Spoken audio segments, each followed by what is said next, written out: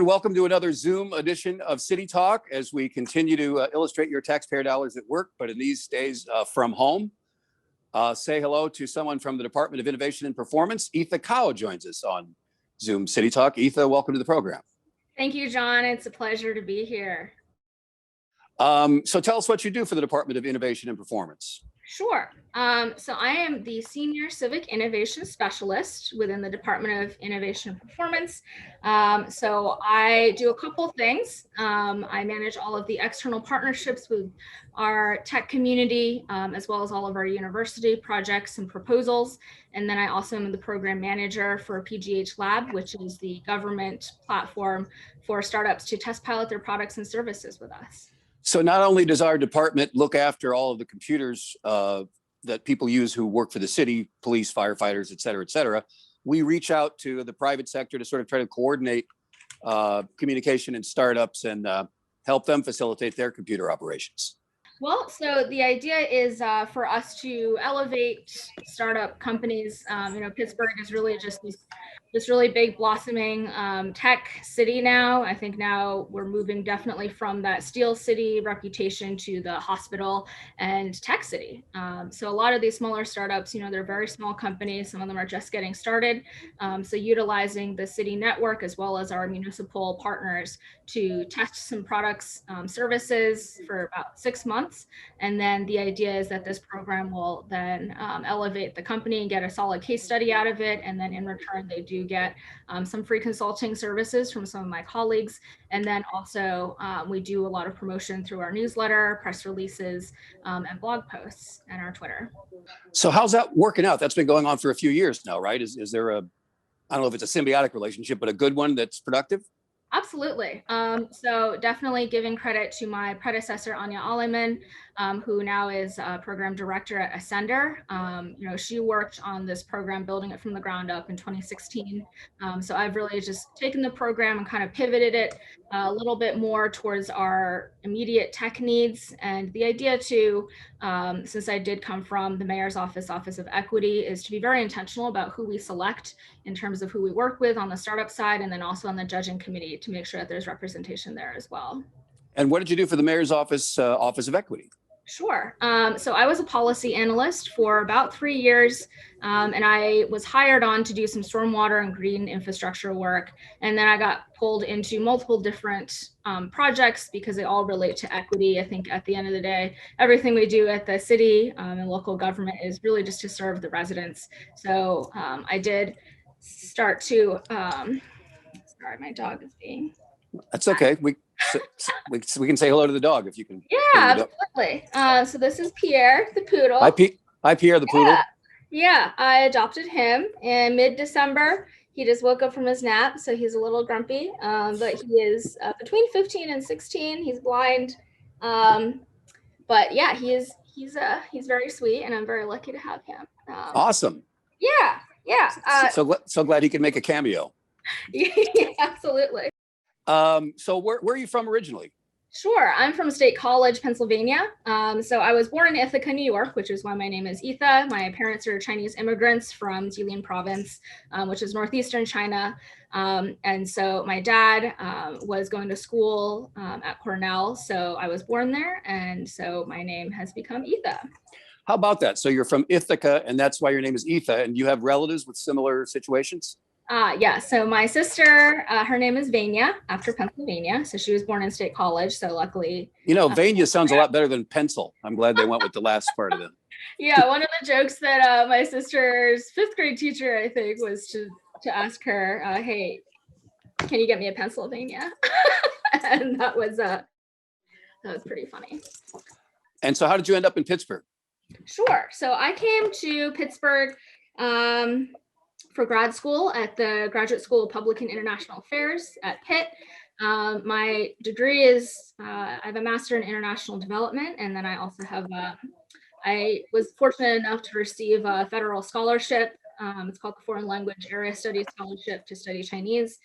Even though I have, Chinese parents, I didn't really grow up with a, full of reading and writing. So yeah, very fortunate. And then, I ended up staying. I bought a house in Lawrenceville. So here I am 9 years later. So, but you bought a house in Lawrenceville, maybe while that was still affordable. Good for you. Well, it's yeah, it's definitely a work in progress. It's about 122 years old. So, as you can imagine, there's a bunch of repairs that need to be done. But it is a really great neighborhood. I am a biker. So I did want some place that was very close to work and just accessible via bus and bike. And how have you been coping with COVID? Sure. Well, so I think, everyone has been struggling, personally. So I am of Chinese heritage, so definitely reading a lot of the recent reports that honestly have been going on for years, even before COVID, have been definitely unsettling and disturbing. But I think in terms of coping, I think like many people, getting closer to family. My family right now is spread out across the nation and the world. My dad's in China, spending time with my grandma after my grandpa passed away last year. My sister's in California. Her and my brother-in-law are actually moving to Maryland to be closer to family.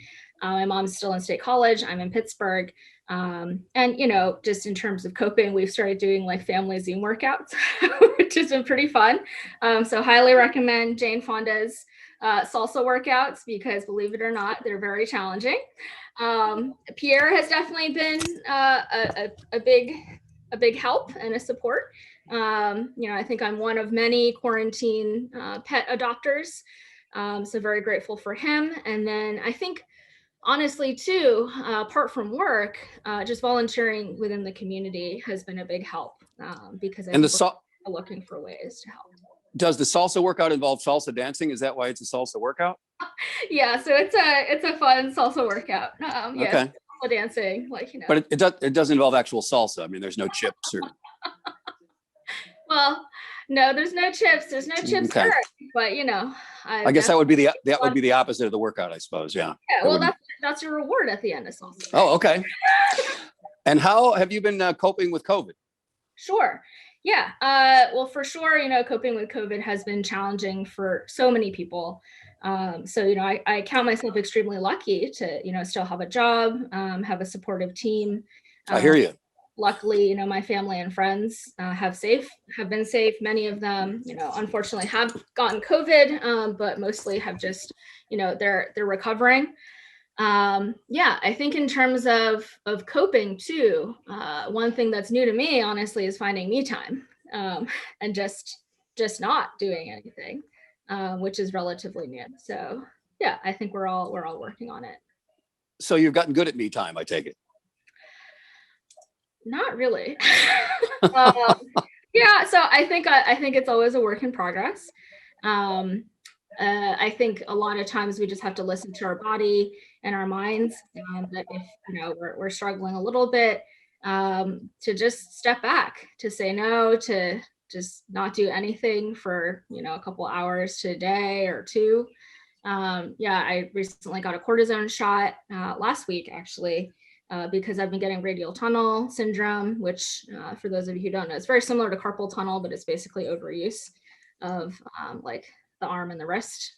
So yeah, I think it's just important to listen to your body and just unplug for a little bit too, I think is also healthy because reading all these news articles at 2 a.m. is definitely not a good way. Yeah. And I'll wrap it up here, but have you done anything that you hadn't done before? Developed any new hobbies, because you've got more time to just try to be creative or whatever? Just having a dog, because I never had a whole lot of time to dedicate and not a whole lot of time spent at home. So this has been pretty great. Any final thoughts, Itha Cao? I guess it's very common amongst women and among a lot of racial minorities, just go, go, go. I think especially within the Asian community, there are not a ton of us here, but the people who are very active are exhausted. And I think I've been learning a lot that it's okay just to stop and take a break. And it's actually better because you can't pour from an empty cup. I'm going to write that down in words to live by. Itha Cao, thank you so much for being on CityTalk. Thanks so much, John. It's been a pleasure. Great to see you. When we come back, we'll meet the director of the Commission on Human Relations. Stay with us. All right.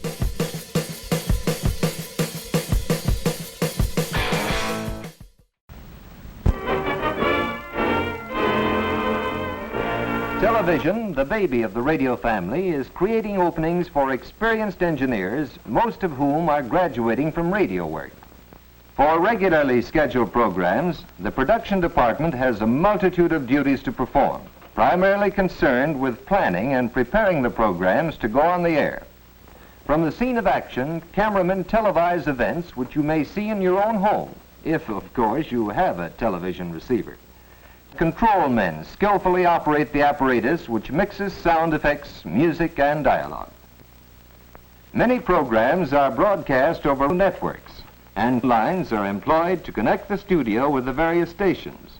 Lines which have been set up in advance are connected to feed the program to the network stations.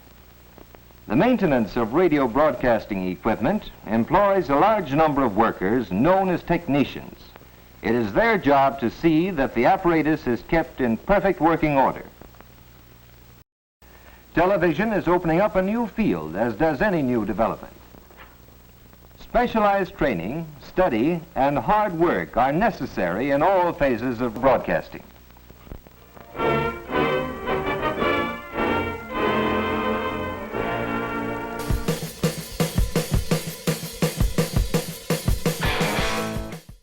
Welcome back to City Talk. Say hello to the Executive Director of the Commission on Human Relations, Jam Hammond, joining us, I presume, from his home. Hi, Jam. How are you today?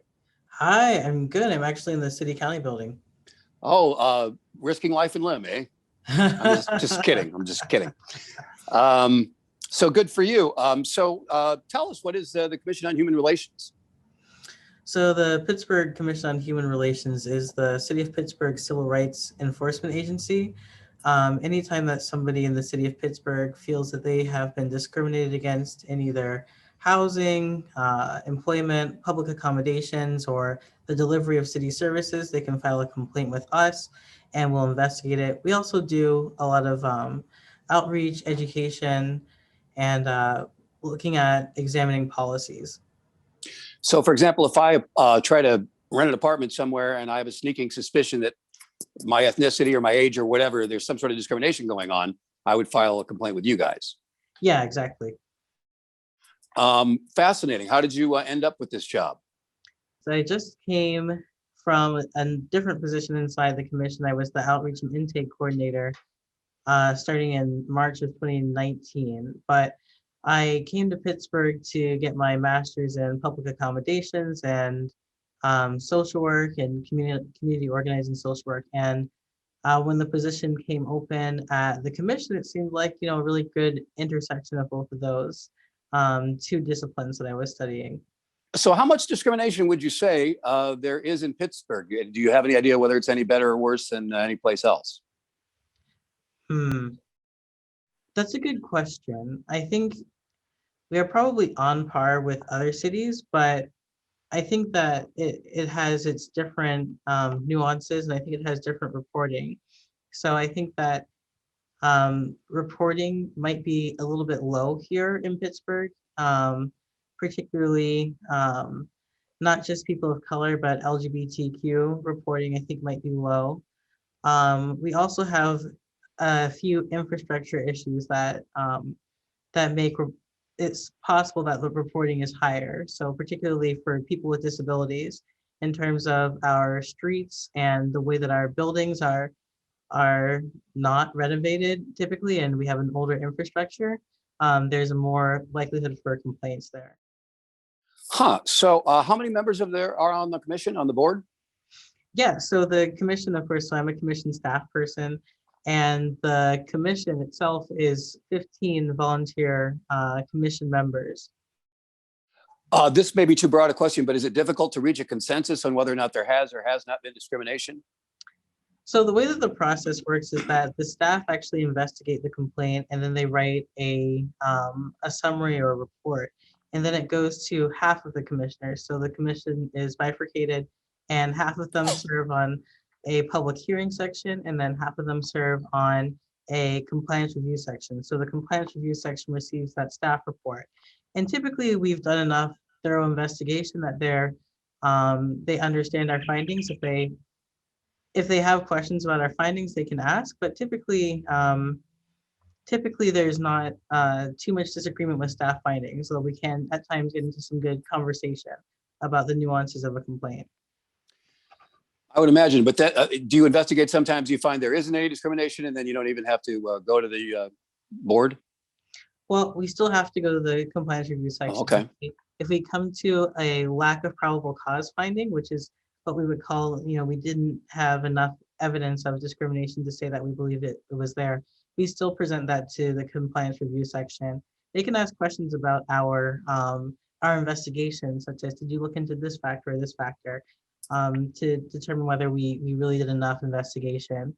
And I would say more cases than don't end in an LPC finding. Huh. So tell us where you're from originally. Oh, I'm from Boston, Mass. I'm from outside Boston, Mass originally. And so how did you end up in Pittsburgh? Well, I was looking for a program that was probably a social work program, but combined elements of public policy. So I was also looking at Master of Public Policy programs or public administration. And Pitt has a joint degree program in social work and public administration. So that seemed like a pretty natural fit. I looked at a couple of others, but honestly, I think something about Pittsburgh seemed like it was going to be a really great fit. It's a really affordable city. The program looked great. And after having been here for a couple of years, I think that all of that was true, but it's also a really great environment to be a policy student or an administration student. We have so many different and unique factors here in Pittsburgh that I don't know if I could have chosen a better place to study, administration and policy. Oh, so you didn't necessarily intend to stay when you came here to go to school? I don't know that I had particularly chosen any way or another. My partner also went to school at the same time, so I knew I was going to be there as long as she was in school. But beyond that, I really didn't know. I think actually, my plan was to try to get to DC for policy, and I ended up coming to Pittsburgh, and I've just ended up staying. Pittsburgh is probably, some people say you have to be in DC if you really want to study policy, but I don't think necessarily. And how did you end up with the name JAM, J-A-M? It's a cool name. Yeah, I just decided to shorten my name from James to Jam. A lot of people will go with Jim or Jimmy, and I don't prefer that. So I just wanted to preempt people trying to call me Jim or Jimmy. All right, you prefer Jam, but you don't want Jammy. Not so much. Okay, well, then I won't do that. All right, fine. How have you been coping with COVID? COVID has been interesting. I mean, I'm really lucky because back in July of 2019, I bought my house. So I have a house that I can just be in, just me and my wife, and that's great. And we have enough income that we haven't had to worry about anything. So I really can't complain too much about COVID. I mean, of course, I struggle with, social isolation and mental health, but I couldn't ask to be luckier than to have a house and income during COVID. It's been a struggle for a lot of people. Yeah, that's very true. Whereabout did you locate? When we first came to Pittsburgh, we lived in Polish Hill, but when we wanted to buy a house, we were priced out of Polish Hill. So we ended up moving to Brookline, which has been really great. Yeah, you like the neighborhood itself? Yeah, I do. It's quiet. So Polish Hill I liked, but there were like constantly motorcycles all night. So I'm enjoying being motorcycle free. Yeah, I do like it. Are you doing anything more during the isolation period than you did before? I mean, do you read more books or do you take more walks or anything? Unfortunately for me, the thing that I do more of is work because there's no like 9 to 5. So I basically just wake up and go to work and then I eventually go to sleep. So that's probably the answer, which is an unhealthy answer, but I've been doing a lot more work since COVID. It sounds like you find your work very rewarding. Yeah, it's really interesting. I don't think there are a very limited number of places that you could do this exact kind of work. Civil rights enforcement is a pretty like niche category. So there's so many, moving parts and the policy is fascinating and the impact is fascinating. So it's really unique work. It's really interesting. Yeah, that is, I know it's related, but it's quite a turn from just public policy mastering. Would you say that's true? Yeah, it definitely is. I mean, it's in the realm of public administration, but typically when you're looking at administration, it's something like, I don't know, like city planning or, public works. So this is a very different type of public administration than I necessarily saw myself in. So you'd recommend a career in public service in general, it sounds like. Yeah, definitely. I mean, especially if you can't stop yourself from doing it. That's a lot of the public servants that I know. If you just can't get the idea out of your head, it's different than a nonprofit, it's different than a private company. Your your salary is paid by your neighbors and you really have this strong feeling of obligation and you somehow love it. So I would definitely, especially if you can't get the idea of service to the public out of your head, definitely go into government, at least try it. It's unlike any other career. You mentioned you're married. Does your wife say, for crying out loud, put down the papers and come to bed? You workaholic? Yes, You but don't? but nicely. I mean, she's very Okay. tolerant of it, but we both acknowledge that I need to like work a little bit less. So she's very tolerant of it, but she does say that. And finally, you made the news recently because there was a bill passed by the city council, as you know, to prevent discrimination regarding hairstyles, mostly with people of color. Correct me if I'm wrong. But then a guy in the police department wanted to grow a beard, but the public safety department doesn't want police officers with beards. So what's the status of that? I mean, the status of that is that city council decided to remove the term other forms of hair discrimination or other forms of hair presentation from the legislation. I don't know that it necessarily actually changes a person's right to file if they believe they've been discriminated against on the basis of their beard. But what's interesting is that this discussion really focused on the Department of Public Safety. This law is for the entire city of Pittsburgh. So a lot of people think, oh no, this law would, allow police officers to have beards, but Department of Public Safety police officers are like a very small section of the entire city that this law is meant to serve and protect. So we won't find out if there's a winner, so to speak, unless and until a police officer grows a beard and then files a complaint with you guys if they tell them don't do that. Sure. Yeah. Okay. I mean, it doesn't necessarily have to be a police officer. It could be, any employee. If they feel the law protects them, then they should come to us and we can, make a decision on whether or not we think that it's a complaint we can take. All right. Well, Hammond, workaholic, I hope this hasn't been a complete waste of your time, but we can let you go and let you get back to work. Thank you. No, this has been a lot of fun. Yeah, a lot of fun for me too. Thanks so much and keep up the good work, please, sir. Thank you. You too. That's it for this edition of City Talk. We will see you next time.